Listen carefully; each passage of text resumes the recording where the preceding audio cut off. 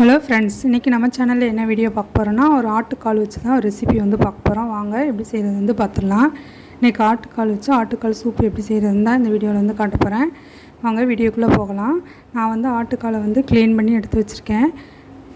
ஆட்டுக்கால் எப்படி க்ளீன் பண்ணுறது என்னோடய சேனல்லையே வீடியோ இருக்குது, அதையும் செக் பண்ணி பாருங்கள். இந்த மாதிரி நம்ம காலை வந்து அடுப்பில் வச்சு வாட்டினதுக்கப்புறம் கருப்பு கருப்பாக இருக்கும், அதையெல்லாம் கத்தி வச்சு நல்லா சுரண்டி இந்த மாதிரி நல்லா க்ளீன் பண்ணி எடுத்து வச்சுருக்கேன். இப்போ இதை எப்படி செய்கிறது வந்து பார்க்கலாம் வாங்க. இப்போ ஒரு பெரிய குக்கரில் நம்ம க்ளீன் பண்ணி வச்சுருந்த ஆட்டுக்கால் எல்லாத்தையும் சேர்த்தாச்சு. இப்போ இது கூட நான் இந்த சைஸில் ஒரு 4 வெங்காயம் எடுத்து வச்சுருக்கேன். இப்போ அதையும் கட் பண்ணி சேர்த்துக்கிறேன்.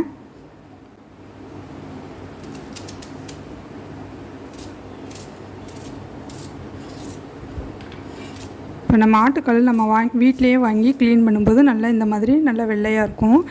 இது நம்ம கடையில் வாங்கும்போது அவங்க வந்து கறிக்கு வச்சுருப்பாங்க. அப்போ நம்ம சூப் செய்யும்போது அது வந்து கசப்பாக இருக்கும்.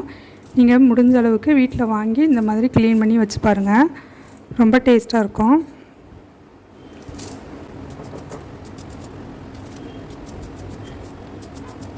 இப்போ வெங்காயம் எல்லாத்தையும் கட் பண்ணி சேர்த்துக்கிட்டேன். இப்போ நான் 2 தக்காளி வந்து சேர்த்துக்கிறேன்.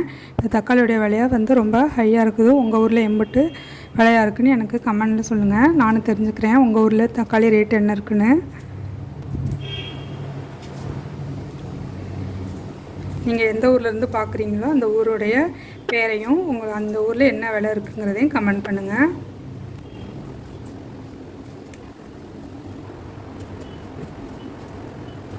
இப்போ தக்காளியும் சேர்த்தாச்சு. இப்போ நம்ம வந்து இது கூட தண்ணி சேர்த்துடலாம். இப்போ தண்ணி கொஞ்சம் அதிகமாகவே சேர்த்துக்கோங்க, இது சூப்னால கொஞ்சம் அதிகமாகவே நம்ம சேர்த்துக்கலாம். இப்போ இது கூட மஞ்சத்தூள் வந்து சேர்த்துக்கிறேன். ஒரு 1/2 டீஸ்பூன் அளவுக்கு மஞ்சத்தூள் சேர்த்தாச்சு. இப்போ 1 டேபிள் ஸ்பூன் அளவுக்கு இஞ்சி பூண்டு சேர்த்துக்கிறேன். இப்போ இதுக்கு தேவையான அளவுக்கு உப்பு சேர்த்துக்கிறேன். உப்பு சேர்த்து இப்போ தக்காளி எல்லாத்தையும் நல்லா மசிச்சு விட்டுறலாம்.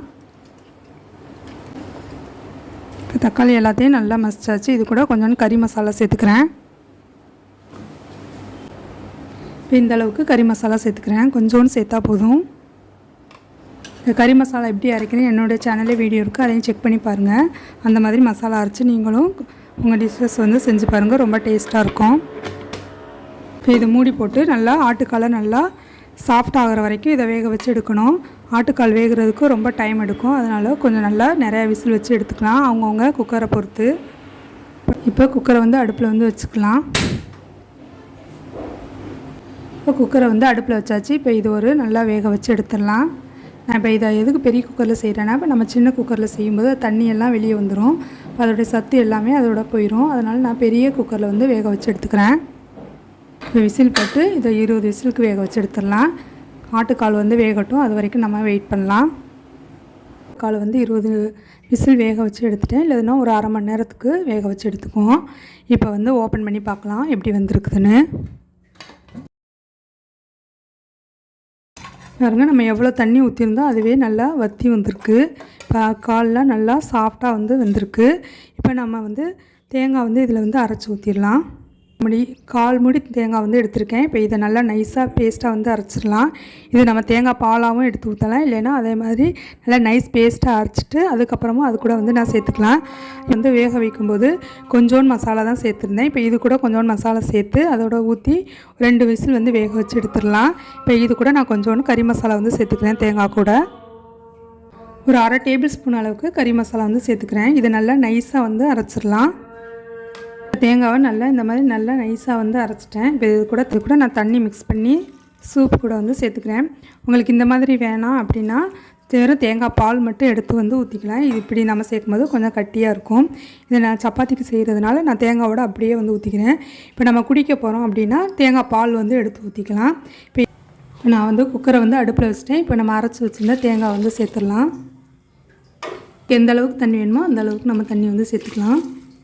கொஞ்சம் கட்டியாக வேணால் கொஞ்சமாக தண்ணி சேர்த்துக்கலாம். நல்லா சூப் மாதிரி குடிக்க போகிறோம் அப்படின்னா கொஞ்சம் எக்ஸ்ட்ரா வந்து தண்ணி வந்து சேர்த்துக்கலாம். இப்போ நான் இது வந்து சப்பாத்திக்காக செய்கிறேன், அதனால் கொஞ்சம் கட்டியாகவே வச்சுக்கிறேன். எல்லாத்தையும் நல்லா மிக்ஸ் பண்ணி 2 விசில் மட்டும் வேக வச்சு நம்ம தாளித்து விட்டோம்னா நம்ம ஆட்டுக்கால் சூப் வந்து ரெடி ஆயிரும். வந்து இப்போ மூடி போட்டு வச்சுக்கலாம். இப்போ இது 2 விசில் வரட்டும், அது வரைக்கும் நம்ம வெயிட் பண்ணலாம்.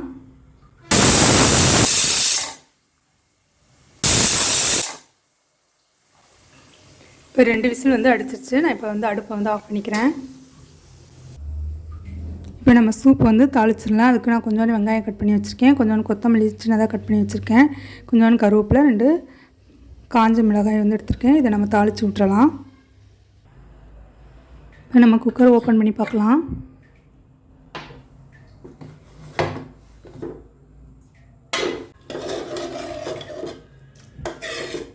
சூப்பராக வந்து கால் வந்து தயாராகிடுச்சு. இப்போ நம்ம இதை சூப்பை தாளித்து விட்டோம்னா நம்மளுடைய ஆட்டுக்கால் சூப் வந்து ரெடி ஆயிரும். இப்போ இதை நம்ம தாளித்து விட்டுறலாம். எப்படின்னு பார்க்கலாம் வாங்க. இதை நம்ம ஓரமாக எடுத்து வச்சிடலாம். இதை தாளிக்கிறதுக்கு ஒரு பொரிக்கும் சட்டி வச்சுட்டேன். பாத்திரம் வந்து ஹீட் ஆகிடுச்சு. நான் இப்போ எண்ணெய் வந்து ஊற்றிக்கிறேன். கொஞ்சோண்டு எண்ணெய் ஊற்றினா போதும். எண்ணெய் ஹீட் ஆனதுக்கப்புறமா மற்ற இன்க்ரீடியண்ட்லாம் நம்ம வந்து சேர்த்துக்கலாம். இப்போ எண்ணெய் வந்து சூடாயிடுச்சு. நான் இப்போ கொஞ்சோண்டு வந்து சீரகம் சேர்த்துக்கிறேன். ஒரு 1/4 டீஸ்பூன் அளவுக்கு சீரகம் சேர்த்துக்கிறேன். கொஞ்சோண்டு பெருஞ்சீரகம் சேர்த்துக்கிறேன். மீதி வெங்காயம், கருவேப்பிலை, கொத்தமல்லி இது எல்லாத்தையும் சேர்த்துக்கலாம். இதில் நம்ம மிளகாய்த்தூள் எதுவுமே சேர்க்கலை. காரத்துக்கு வந்து இந்த காஞ்ச மிளகாய் தான். லாஸ்ட்டு நம்ம பரிமாறும்போது மிளகுத்தூள் வந்து நம்ம சேர்த்து பரிமாறிக்கலாம். இப்போ இது எல்லாமே நல்லா வதங்கிடுச்சு. இந்த மாதிரி நல்லா வதக்கி எடுத்துக்கணும். இப்போ இதை வந்து நம்ம சூப் கூட வந்து சேர்த்துடலாம்.